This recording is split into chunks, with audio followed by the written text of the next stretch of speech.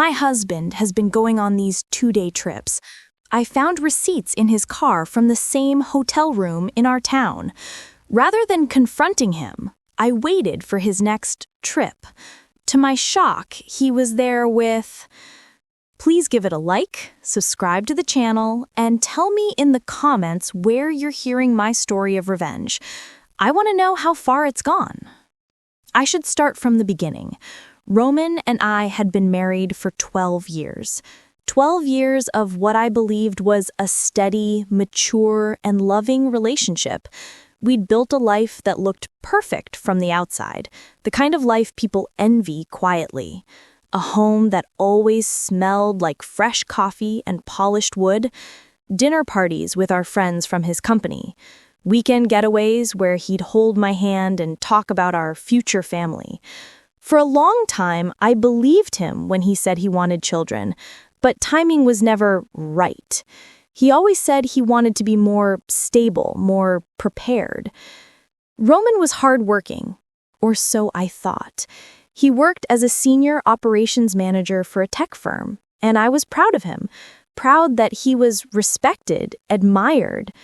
He'd often talk about mentoring new hires, helping them grow. I'd smile listening to him, feeling lucky to have a man so dedicated to his job. And maybe that's why I never questioned his business trips. The first time he said he needed to leave town for 2 days, I didn't think twice. Then it became every few weeks. Just another client meeting, he'd say, packing his leather suitcase, giving me that quick kiss on the forehead before rushing out. I'd wave from the doorway, watching his taillights fade, convincing myself that love looked like trust. But lately, that trust had started to ache. It wasn't just the frequency of his trips, it was the way he seemed distracted when he was home. The way he'd hold his phone a little tighter, the late-night emails he had to finish, the subtle change in his cologne, the faint scent of perfume that wasn't mine. Still, I told myself not to overthink it. After all, 12 years isn't something you throw away because of a gut feeling. It was his last trip that cracked everything open. He'd left on a Friday morning, as usual. That afternoon, I decided to do something nice for him, something simple and thoughtful. I'd get his car cleaned, detailed, ready for when he got back. It was something he took pride in doing himself, but I thought, why not surprise him? I wanted to remind him that I noticed his efforts, that I still cared. When I opened his car door, I was met with that familiar scent of him, leather, cologne, and faint coffee. I started collecting wrappers, receipts, little things from the compartments. That's when I saw it. A folded receipt tucked halfway under the seat. It was from a hotel. At first, I didn't think much of it. Maybe it was from a client dinner or company event. But then I saw the address. A hotel in our own town. Not 2 hours away. Not out of state. Right here. My stomach twisted. I unfolded the paper completely. The date on it matched one of his recent business trips, and then under room number, I saw it. The same number repeated on another receipt lying near the passenger seat. Room 214.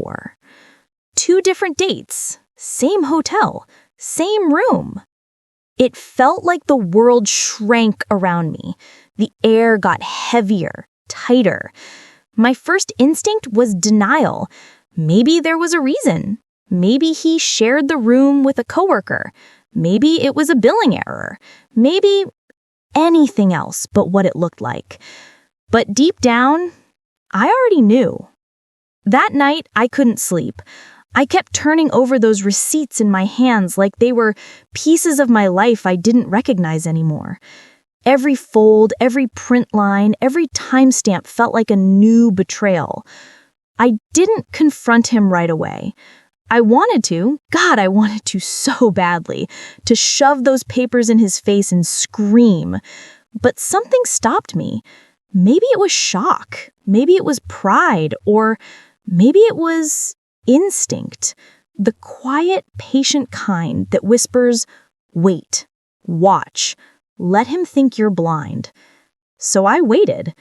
When he came home 2 days later, he walked in with that usual practice smile. He hugged me like nothing was wrong, talked about the conference, about networking dinners. I stared at him, wondering how many lies could fit inside one man's mouth. And when he fell asleep that night, I stared at his face peaceful, unaware that the truth was already unraveling beneath him. I decided to wait for his next trip. I marked the date on my phone. I didn't tell anyone, not even my sister May, who, ironically, worked at the same company as him. She often told me how lucky I was to have a husband like Roman, how all the women in the office adored him. Back then, I believed her. But as his next trip approached, something inside me hardened. I stopped making excuses for him in my head. I stopped telling myself I was overreacting. The pieces were lining up too perfectly. The lies, the receipts, the late nights. I just needed proof. So when he said, "Honey, I'll be gone for 2 days again, client training out of town," I smiled. I kissed him goodbye, and the moment his car turned the corner, I followed him. My hands were shaking on the steering wheel. I didn't even know what I was hoping to find or fearing to find. I just knew I couldn't live in the dark anymore. He drove straight through the main highway, then took an exit toward the same hotel printed on those receipts. I parked across the street, hidden behind another car. I watched him get out, smooth his shirt, check his phone. My pulse was roaring in my ears. Then I saw her. A woman stepped out of a taxi and waved at him. My heart froze. She had long dark hair, familiar posture, the same jacket I'd borrowed once. May, my sister! And that was the moment my world stopped spinning. For a moment, I couldn't breathe. The world around me blurred, the cars, the people, the noise, all fading into a dull hum as I stared at the two of them. Roman reached for her hand. May laughed, brushing her hair from her face the same way she did when we were kids. The same little gesture I used to find endearing now made my stomach twist. I sat there in my car, frozen, watching them walk into the hotel together. The same hotel. The same room number. It wasn't just betrayal anymore. It was humiliation. It was family. My sister, my own blood, smiling at my husband like she'd earned something that belonged to me. I don't know how long I sat there before my vision cleared enough to move. I could have stormed in, made a scene, exposed them right there in the lobby, but something inside me whispered, no. Not now. If I confronted them then, they'd just lie. They'd call it a misunderstanding. They'd twist it until I looked crazy. No. If I was going to destroy the two people who tore my world apart, I wanted it to be clean, undeniable, permanent. I waited until they disappeared inside the elevator. Then I stepped out of my car, my heart pounding in my throat, and walked into the lobby like I belonged there. The receptionist smiled. "Good afternoon, ma'am. Do you have a reservation?" I smiled back, calm as ice. "No, but my husband does. Roman Avery. He checked in a few minutes ago." Her fingers paused on the keyboard for a second before she nodded politely. "Yes, ma'am. Room 214. The confirmation hit me harder than I expected. Hearing it out loud made it real. I thanked her, pretending to scroll through my phone, and walked out before my face could betray the storm brewing inside me. I sat in my car for hours. Every minute that passed made the air heavier. The sun dipped low and the hotel windows began to glow. Somewhere up there, my husband and my sister were living a lie together while I sat outside in the dark, trying to hold myself together. When I finally drove home, the silence in the house felt unbearable. Every photo on the wall mocked me. Our wedding picture, that framed family portrait with May smiling beside us. I picked it up, stared at it, then set it face down on the table. The next morning, I woke up with a plan forming in my head. I didn't want revenge in the heat of anger. I wanted it to come from control, deliberate, cold, and final. The first step was information. I started quietly watching Roman's patterns. When he said he had another trip, I checked the company calendar May used to manage. No official trips were listed for that department. Interesting. At dinner, I asked him, "How's May doing at work? You two ever run into each other much?" He didn't flinch, just smiled casually and said, "Oh, not really. Different projects." He lied so easily, I almost admired the performance. I played along, smiling, nodding, pretending nothing had changed. But inside, I was cataloging every lie, every little gesture. I needed to understand how deep this went, how long it had been happening. Over the next few weeks, I watched him closely. When he left for business, I'd check his office email from our shared home computer. I found hotel confirmations, all under his company's travel reimbursement account, except none of the other employees' trips matched the same dates. I started to see May's name appear in small ways. An attached presentation, a forwarded message, a shared calendar entry that conveniently ended before each of his trips. The final piece came one afternoon when May accidentally sent me a text meant for someone else. It was just a heart emoji and the words "can't wait for the weekend." No name, no context, but I didn't need it. That was when my grief finally turned into clarity. I realized I wasn't going to cry over this anymore. I wasn't going to beg for answers or explanations. I was going to dismantle everything they'd built together, quietly, carefully, and without warning. Because here's the thing. May worked at the same company, under the same management structure. Roman had always prided himself on keeping things professional, but office gossip spreads fast, and all it would take was the right whisper to the right person. And I knew exactly who to talk to. I reached out to an old friend of mine, Dana, who used to work in HR before moving to another department. Over coffee, I brought up Roman and May casually, asking about the company's policy on inter-office relationships.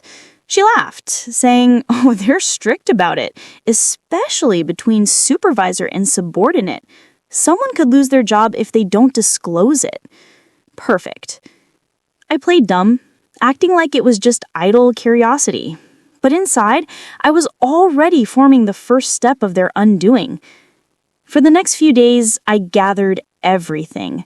The receipts, the hotel confirmations, copies of the emails that mentioned May's travel alongside his. I organized them neatly, like evidence in a case file. Every paper felt like justice taking shape. I didn't want to rush. Patience had become my power now. I kept smiling at Roman, cooking his favorite meals, kissing him goodnight, pretending to be the same wife he thought he'd fooled. And the more normal I acted, the more careless he became. He started leaving his phone unattended again. I took pictures of messages, little fragments that hinted at something more. "Same room as last time," one said. "Can't wait to see you again," said another. Always May's number. The night before his next trip, he came into the kitchen, hugged me from behind, and said, "You're the best thing that's ever happened to me." I almost laughed. Instead, I turned, smiled, and said, "Have a safe trip, Roman." Because this time I wasn't going to follow him. This time, I was going to let someone else do it for me. I didn't need to see them together again. I already knew what they were. What I wanted now was to make them face what they'd done without ever hearing my voice raised. The morning he left for his next trip, I waited until his car was out of sight, then spread everything I'd gathered across the dining table. Hotel receipts, screenshots, emails, copies of the shared travel log. The pile looked almost clinical, like a report waiting for a signature. That thought gave me an idea. I printed the evidence, sealed it in an envelope, and addressed it to Human Resources, confidential. Inside, I wrote only one sentence. An undisclosed relationship exists between Roman Avery, Senior Operations Manager, and May Carter, Assistant Analyst, in violation of company policy. I didn't sign my name. I didn't need to. The proof spoke for itself. Dropping that envelope into the office mail slot felt like releasing a breath I'd been holding for months. By the time I walked back to my car, my heartbeat had slowed. I wasn't trembling anymore. I was calm. Within a week, the cracks started to show. Roman came home one evening with that tense smile people wear when they're trying not to panic. "Rough day?" I asked, spooning soup into bowls. He shrugged. "Just work stuff. Someone's spreading rumors about people at the office." "Really?" I tilted my head, keeping my tone light. "Who?" He hesitated, eyes flicking toward me. "Doesn't matter. It'll blow over." I nodded, pretending to believe him, while inside I could already feel the tremor running through his perfect little world. Over the next few days, he became restless. Phone calls at odd hours, hushed arguments in the garage, the constant smell of cigarette smoke he'd sworn he'd quit. Then May stopped coming by the house completely. No texts, no weekend drop-ins, silence. I didn't ask questions. Silence was my weapon now. 2 weeks later, I found a formal envelope on our doorstep, addressed to Roman from the company's HR department. He opened it in the kitchen, his face tightening with each line he read. "They're doing an internal review. Someone made a complaint about me and May. They think it's personal." I feigned shock. "Oh my God, Roman, why would anyone think that?" He looked up sharply, searching my expression for any hint of accusation, but I'd practiced my innocence too well. That night, he barely slept. I could hear him pacing the hallway, whispering into his phone. I didn't need to listen to the words. The fear in his voice was enough. Within a month, HR's investigation spread wider. Office gossip had done its work. The whispers that used to praise him now carried doubt, favoritism, inappropriate behavior, unreported relationship. May tried to transfer departments, but the company froze all her projects until the review ended. I stayed patient, polite, supportive, the perfect wife. He started coming home early, his pride shrinking with every day. His once confident voice cracked when he talked about work. "They've taken me off a major contract," he said one night, staring into his drink. "They don't trust me right now. They think I'm hiding something." I wanted to ask, "Are you?" But I only reached for his hand and whispered, "I'm sure it'll pass." It didn't. By the end of the quarter, Roman's company terminated his contract for ethical misconduct. The same afternoon, May resigned quietly, her professional reputation shattered. They were suddenly free to be together, but stripped of everything that had made them feel powerful. That was the beauty of it. I didn't expose them in front of the family. I didn't yell or throw things or beg anyone to take my side. I simply gave the truth a little push and let it roll downhill. When Roman came home that evening, he looked smaller somehow. He dropped his briefcase on the floor and said, "They let me go." I walked to him slowly, every step steady. "I'm sorry," I said softly. "I really am." He nodded, eyes distant. "May's quitting too. She said it's not worth it anymore. I almost smiled, but I turned away before he could see. That night, he sat outside on the porch for hours, staring into nothing. I watched him from the window, the same man who once thought he could live 2 lives without consequence. For the first time in a long while, I slept peacefully. Losing the job didn't just bruise Roman's pride, it hollowed him out. The man who used to stride into every room like he owned it now moved through the house like a shadow. He spent mornings scrolling through his laptop, pretending to send resumes, afternoons pacing the living room with a cup of coffee he never finished. At first, I offered comfort the way I always had. "You'll find something else, Roman," I'd say gently. "You've got too much experience to be out for long."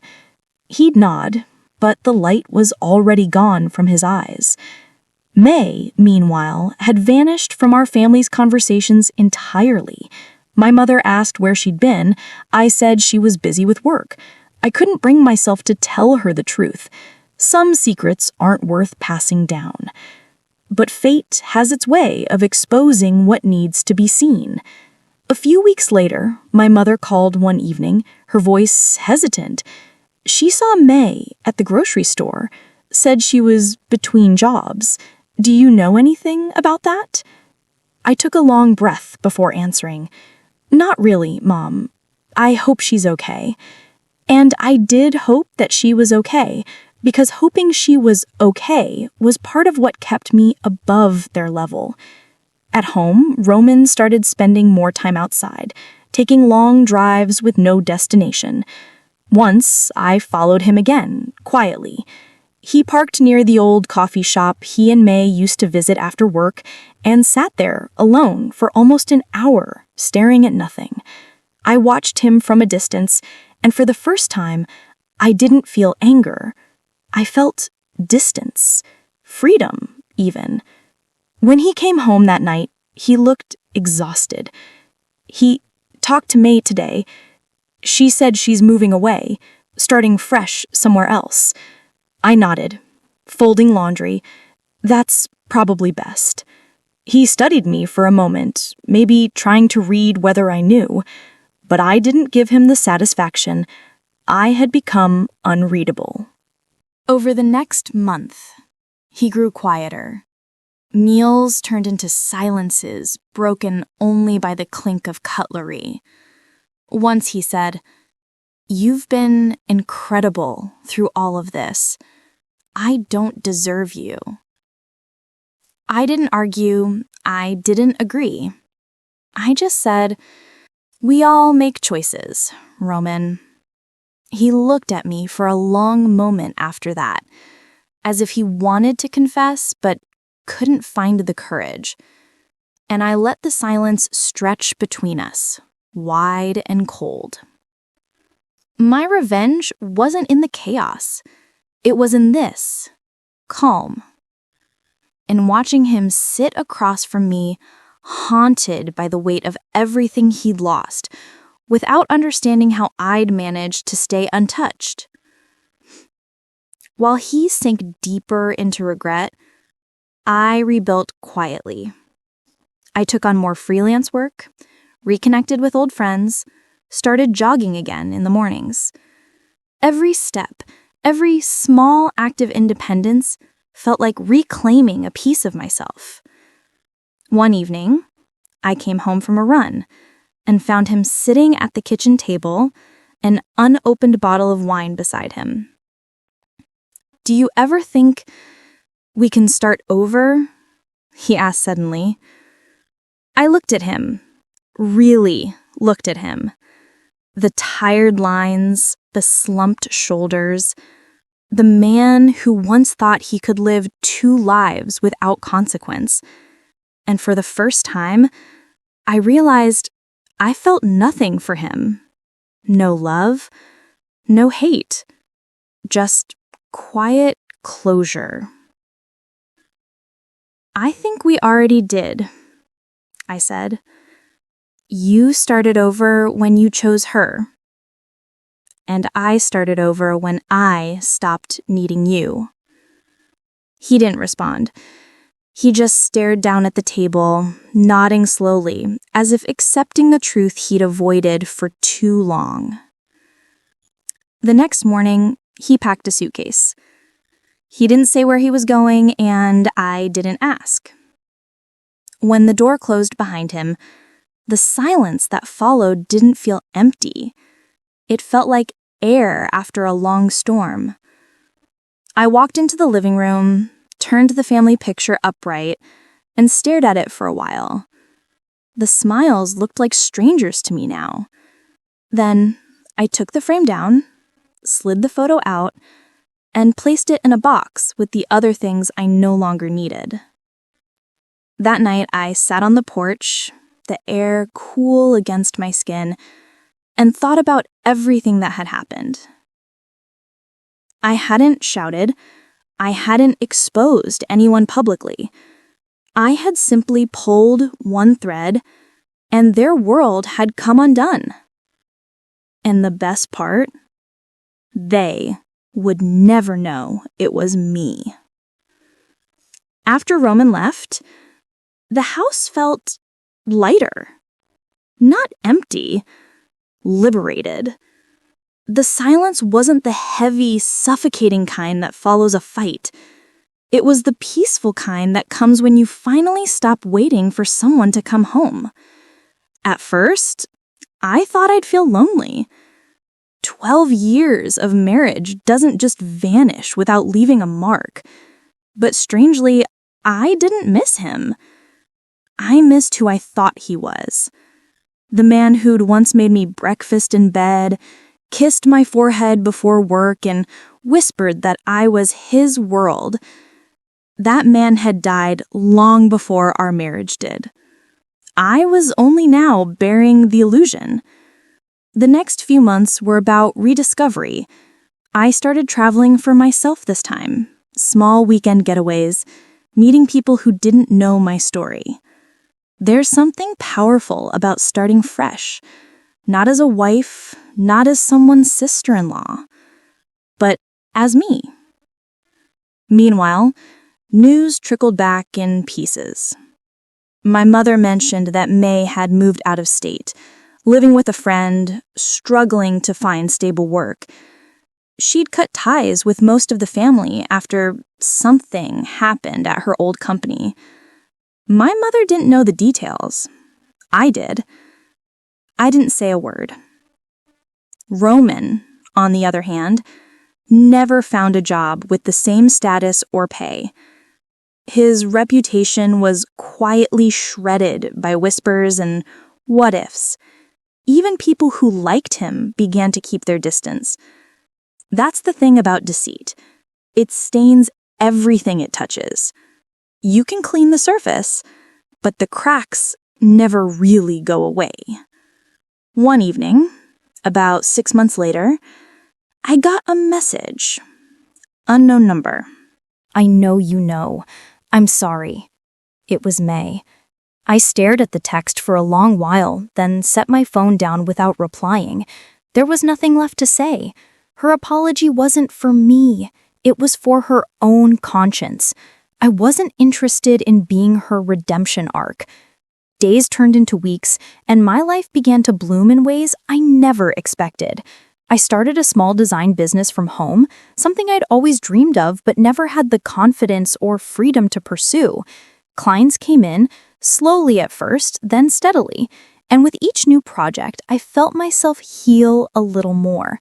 Sometimes I'd pass by that hotel, the one where everything fell apart. I used to hate that building. Now I looked at it differently. It wasn't the place where my marriage died. It was where I woke up. You know, people often imagine revenge as fire, burning everything in sight. But real revenge, it's ice, it's control, it's patience. It's watching them destroy themselves with the same hands they used to hurt you. Roman once believed he was untouchable. May believed she was clever. But in the end, all it took was truth. Quiet, patient truth to dismantle both of them. And me? I didn't just survive. I evolved. sometimes I still think back to that moment, standing outside the hotel room door, hearing their laughter, realizing the world I'd built was collapsing. If I could speak to that version of me now, I'd tell her, let it fall. Don't try to hold on to the pieces. Let everything crash because you'll build something stronger in its place. I've learned that closure doesn't come from confrontation. It comes from peace, from knowing you didn't stoop to their level, that you carried yourself through the storm with quiet dignity. Would you have done what I did, waited, planned, and watched everything unravel without saying a word? Or would you have confronted them head on? Be honest. I want to know in the comments, because if there's one thing this whole experience taught me, it's that revenge isn't one size fits all. It's personal, it's poetic, and sometimes silence really is the loudest revenge of all. Please give the story a like, subscribe to the channel, and tell me where you're hearing my story of revenge from. Because no matter where you are, no matter how broken you feel right now, remember, peace is the sweetest payback.